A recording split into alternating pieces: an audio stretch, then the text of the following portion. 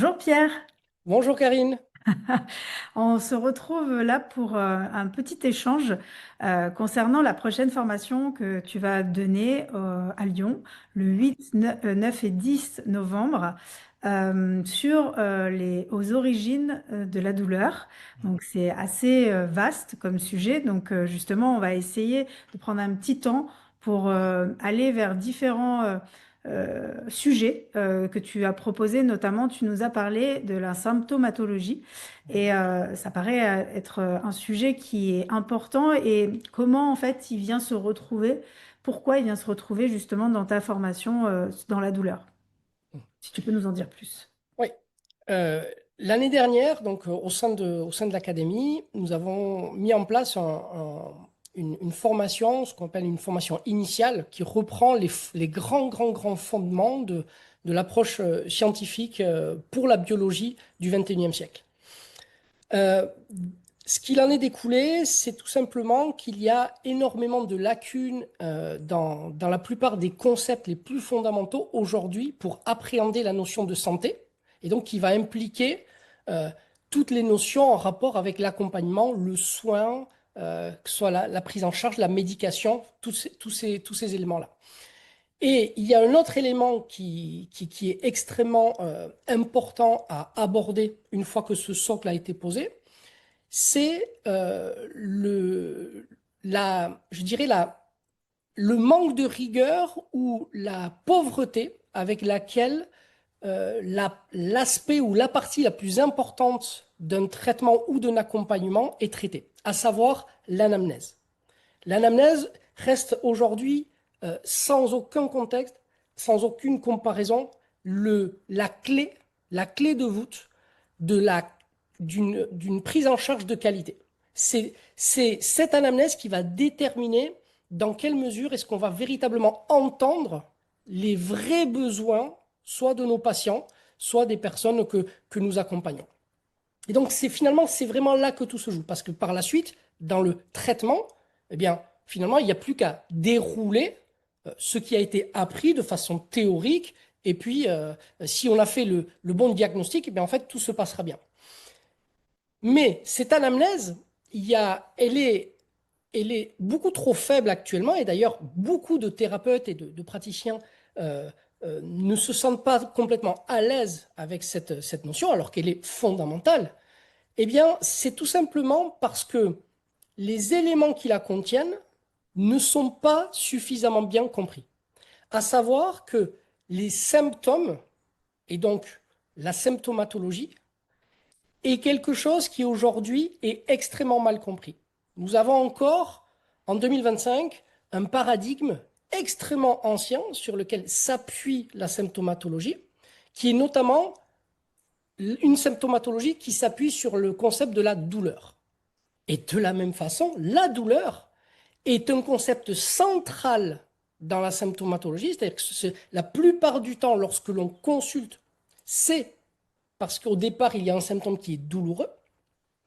Eh bien, cette douleur, elle n'est absolument pas comprise. Et elle n'est pas comprise parce qu'elle est réduite à un seul aspect, à un seul de ces aspects.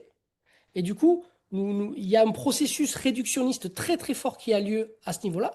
Et donc, on, on sectorise, on enferme cette notion clé, qui normalement est multifactorielle, dans des aspects extrêmement réducteurs. Et donc, on perd de vue la réelle identité de cette douleur. Et donc, ne comprenant pas la douleur, nous avons une approche extrêmement réductionniste également de la symptomatologie, et donc une approche que nous verrons qui est très mécanique, très mécaniste. Et comme cette approche mécaniste est extrêmement réductionniste, eh bien, nous avons une anamnèse qui est à la hauteur de la compréhension que nous avons de la notion de douleur, c'est-à-dire faible et n'englobant absolument pas l'entièreté de l'être qui renferme le motif de consultation.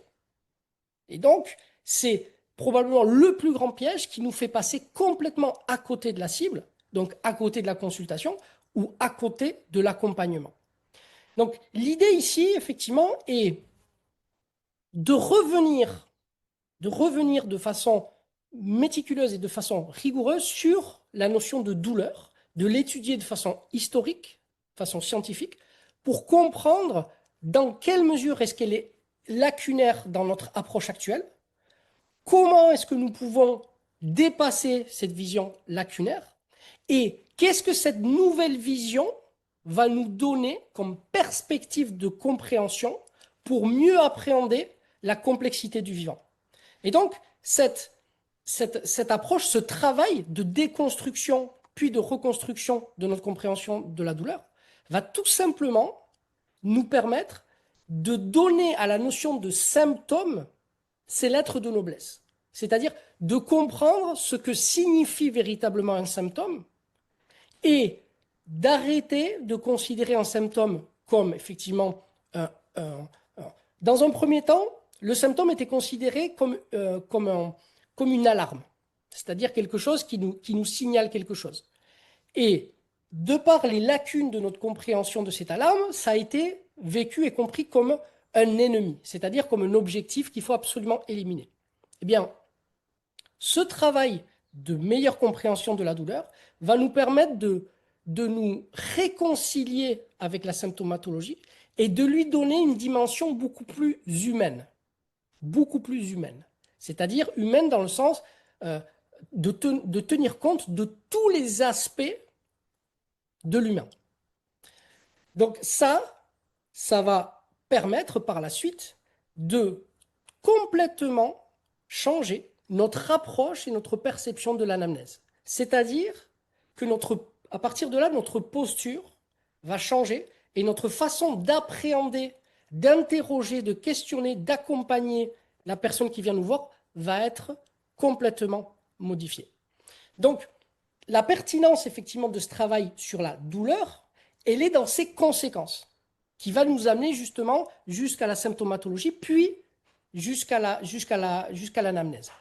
Et ce travail, qui consiste véritablement dans une introduction à la symptomatologie du XXIe siècle, va avoir pour conséquence de créer du lien là où tout était séparé, c'est-à-dire de créer de la cohésion et du travail en équipe, là où il y avait compétition, là où il y avait dualité et là où il y avait séparation. Parce qu'aujourd'hui, quelles que soient les approches qu'il y a dans les accompagnements ou dans les médecines, que ce soit allopathie, que ce soit naturopathie, que ce soit peu importe, le symptôme, il est vu comme un problème. Et ça, c'est la conséquence, justement, des lacunes actuelles du paradigme qui décrit la notion même de douleur. Donc l'idée, ça va être de transformer tout ça pour que chacun puisse déjà se réconcilier avec cette notion de douleur, parce que la douleur, au-delà du fait que ça nous amène à consulter, c'est quelque chose qui joue sur notre propre personnalité, sur notre identité. Et donc, c'est quelque chose qui touche tout le monde. C'est pour ça que cette formation, en fait, elle n'a pas pour vocation d'être exclusivement faite pour les thérapeutes, pour les praticiens, pour les personnes qui accompagnent. Ce sont aussi pour les gens qui veulent mieux comprendre et mieux vivre avec leur douleur. Et quelle qu'en soit l'origine. Parce que comme on ne voit pas le monde tel qu'il est, mais tel qu'on le pense, le fait, au travers de cette formation, de nous aider à changer notre regard sur la douleur, va nous permettre de changer notre façon de penser et donc notre façon de vivre la douleur. Et je pense qu'aujourd'hui, si il y a autant de gens qui souffrent de la douleur, parce que ça, c'est les études donc, que nous verrons lors de la formation, mais il y a de plus en plus de gens qui souffrent et qui vivent cette douleur au quotidien. Je suis persuadé, et ça j'amènerai la démonstration lors de la formation, je suis persuadé qu'une grande partie est liée au manque de sens que peut avoir leur douleur. Et comme nous avons laissé ce travail de recherche de sens, de compréhension de douleur à des experts, à certains experts, nous n'avons qu'une vision réductionniste de cette douleur. Bien, moi, je vous propose, lors de ce travail, lors de cette formation, eh bien, de casser cette vision réductionniste, d'arrêter de le mettre dans un petit coin, d'appréhender, d'aller chercher le plus loin possible dans tout ce que la douleur a à nous dire aujourd'hui en 2025 et d'en tenir toutes les conséquences et les implications pour voir ce que ça dit, non seulement sur la santé, parce que ça nous permettra de redéfinir la santé, de redéfinir la maladie, mais ça nous permettra aussi de nous redéfinir, nous, en tant qu'humains. Parce que la douleur est un élément clé dans notre rapport au monde et dans notre rapport aux autres. Donc, cette douleur, c'est vraiment une clé de voûte que je ne pouvais pas aborder avant parce qu'il fallait vraiment d'abord installer un certain nombre d'éléments conceptuels, philosophiques, scientifiques. Mais là, aujourd'hui, il est vraiment temps d'aller chercher, d'aller aborder les concepts qui vont nous faire les plus avancer dans notre relation au vivant et dans notre relation à la santé. Et donc, ça, effectivement, tous ceux qui ont suivi la formation au sein de l'académie vont avoir des clés pour mieux comprendre, parce qu'ils vont comprendre pourquoi est-ce qu'on a fait tout ce travail-là. Ils vont voir des patterns qui vont revenir, des logiques qui vont pouvoir assembler. Mais tous ceux qui n'ont pas suivi jusqu'à présent la formation, elle est prévue pour eux aussi. Toute cette formation a pour vocation de rassembler toutes les personnes qui souhaitent simplement changer leur rapport à la douleur. Que la douleur ne devienne plus quelque chose que l'on subit, mais quelque chose qui, au travers la compréhension et le fait qu'on lui donne un sens, nous permette de construire quelque chose avec lui. Et je pense que ce qui est important, surtout pour les professionnels ou les accompagnants, Mhm. c'est de prendre en fait cette dimension en fait de la douleur, puisque en accompagnant les personnes, c'est aussi une manière de les accompagner au mieux en ayant compris tous ces éléments de la douleur. Ça va permettre de rassurer aussi la personne. Je pense que ça Mais va être indispensable. tout à fait. Et ça, on le verra donc dans la formation, quand on verra et c'est vraiment incroyable. Quand j'ai creusé cette histoire, c'est complètement fou.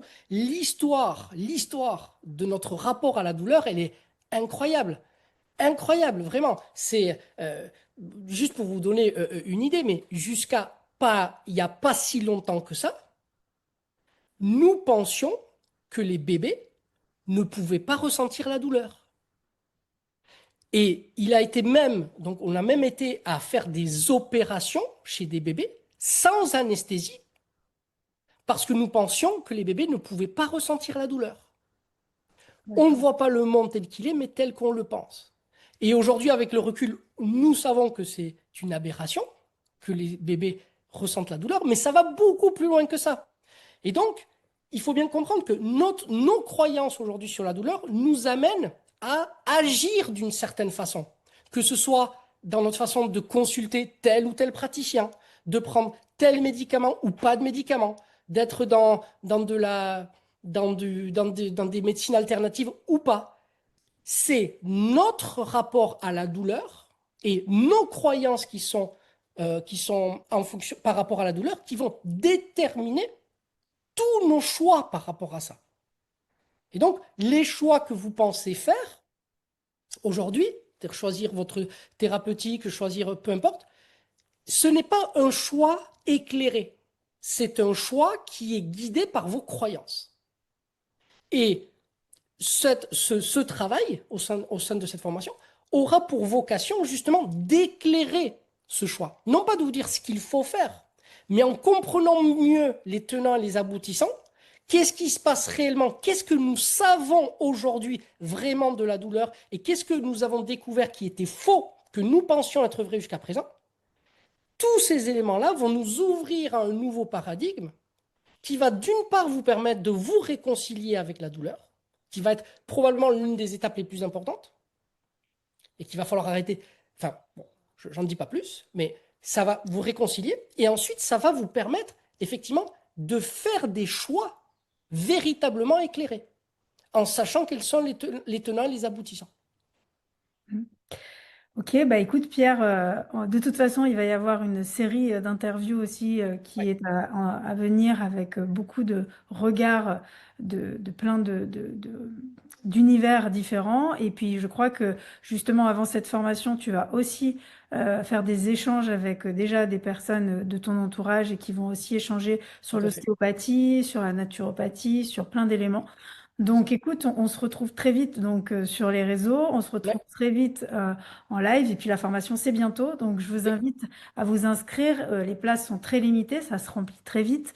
Oui, parce que, dernière précision, excuse-moi Karine, mais c'est qu'effectivement, les places sont limitées parce que nous avons fait le choix, encore une fois, par rapport à la philosophie de l'académie, de faire du présentiel, en sachant toute la contrainte que crée aujourd'hui de faire du présentiel. Mais il est tellement important, sur un sujet comme celui-là, qui est un sujet qui humainement nous touche, mais au plus profond de nous.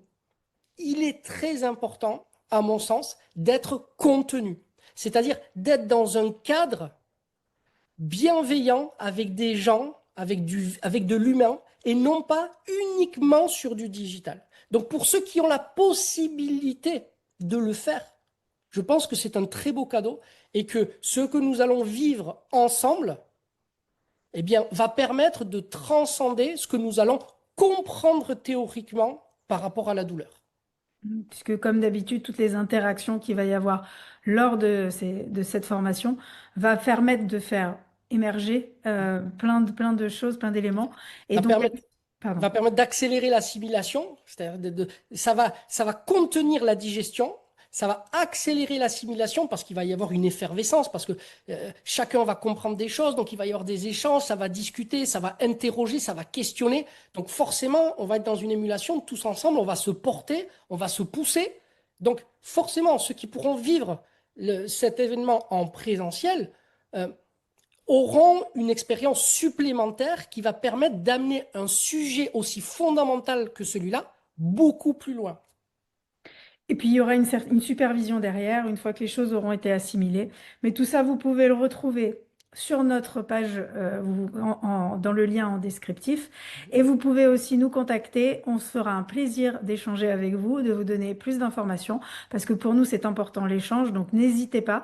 L'idée, c'est vraiment que on puisse échanger, vous expliquer un petit peu comment ça va se passer, vous donner tous les éléments.